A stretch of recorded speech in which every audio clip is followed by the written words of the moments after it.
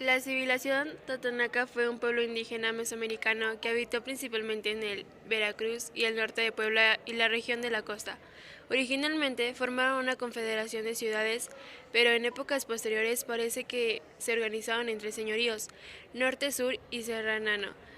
Su economía era agrícola y comercial. Tuvieron grandes centros urbanos como el Tajín del año 300 a 1200, máximo exponente del esplendor de la cultura totonaca, Papantla del año 900 a 1519 y Zempoala del año 900 a 1519.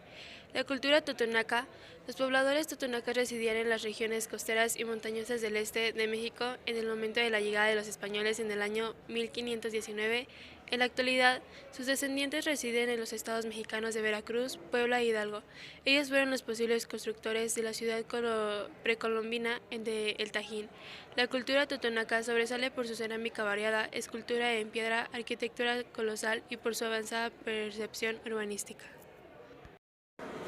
Conforme a la religión de los totonacas, la religión tradicional de la civilización era bastante compleja, como se describe en la década de 1960 por el etnógrafo francés Alain Ichon. Se sabe que los totonacas adoraban una gran cantidad de dioses, y estos tenían una jerarquía en orden descendente. Los dioses principales, los dioses secundarios, los dueños menores y los dioses del inframundo. Sumaban un total de 22 dioses de la cultura tradicional. En la época moderna, los totonacas contemplan el catolicismo y cristianismo como su religión principal, aunque mantienen las prácticas de rituales paganos a antiguos. En su organización política de la cultura totonaca estaban organizados por un gobierno encabezado por un señor, al que los españoles le llamaron cacique. Este era asistido por un consejo formado por ancianos. Este cacique dependía de los gobernantes de otros poblados.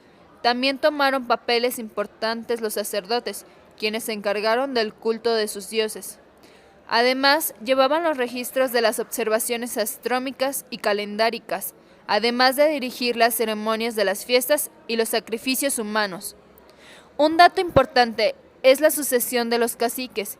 Esto fue hereditaria por sus hijos del género masculino. Las mujeres también tenían cierto derecho a heredar dominio de las tierras y vasallos. Los voladores de Papantla, la leyenda. Hace mucho tiempo hubo una fuerte sequía en la zona de la señoría de Todanacapán, causando estragos entre los pueblos de la región.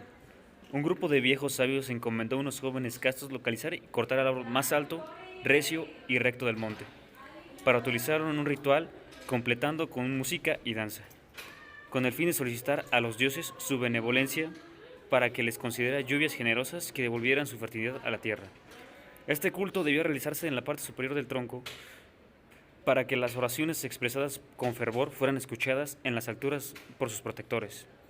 El buen resultado que dio esta celebración fue acogido como un tributo que deberá realizarse periódicamente en un principio que lleva a cabo el inicio de la primavera, para esperar buena fertilidad. Actualmente, las fechas varían según la región. Los totonacas utilizaban para sus actividades diarias los ríos, lagos y el mar. Estas eran usadas como vías de comunicación, intercambio y comercio de los materiales que ellos solían obtener en estos lugares. El cultivo de maíz y algodón fue muy importante para los aportes económicos en el área de la agricultura, siendo importante también la explotación de los diferentes recursos naturales. Respecto a la economía, la cultura totonaca se basó en la explotación de tierras y de los manglares, en el área de la caza de aves marinas y otros mamíferos, y la pesca en conjunto con la recolección de moluscos, mariscos, peces, entre otros. Los hombres totonacas, en su práctica de caza y pesca, conseguían una variedad de animales como los tiburones, tortugas, venados, armadillos, zarigüeyas, ranas y pájaros. A la hora de vender estos animales, los totonacas tenían una buena entrada de dinero, solían ubicarse con unos puestos o enviaban estas carnes frescas a la ciudad, lo que también fue para ellos un puente económico.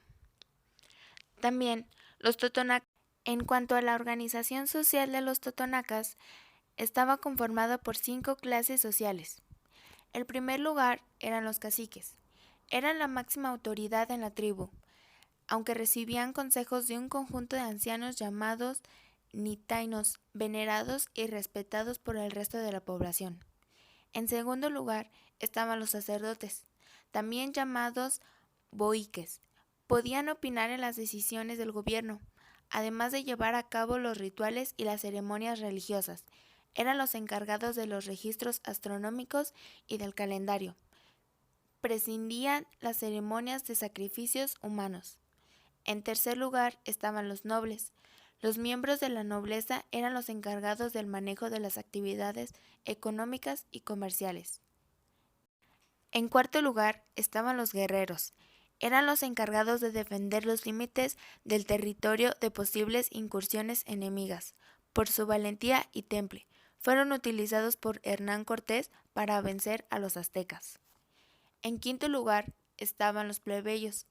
Básicamente se dedicaban a la agricultura y a la pesca. La producción agrícola se centraba en el cuidado de las plantaciones de tomate y maíz, y a la recolección de plátanos, papaya, guayaba y aguacate. También formaban parte de la mano de obra calificada para la construcción de templos y edificios destinados a ser vivienda para los nobles. Los artesanos también eran considerados plebeyos, entre los que destacaban los escultores que realizaban los frisos de los templos y los que trabajaban con el barro horneado para crear bonitas piezas como tazas y platos. Como dato curioso, la pirámide de los nichos es uno de los edificios más importantes por su arquitectura. Cada nicho tiene correspondencia quizá con un día, y alude a la relación entre la vida y la muerte de las culturas mesoamericanas. Otro dato curioso es que las mujeres totonacas tenían una gran capacidad de trabajo, ya que solían dedicarle mucho esfuerzo y tiempo a sus labores. Solían dedicarse a labores domésticos y al tejido de telas. Además de que su principal ciudad, el Tajín, por ser testimonio excepcional de la grandeza de las culturas precolombinas de México y un ejemplo sobresaliente de su arquitectura, el 14 de diciembre de 1992 fue inscrito como bien cultural en la lista de Patrimonio Mundial de la UNESCO.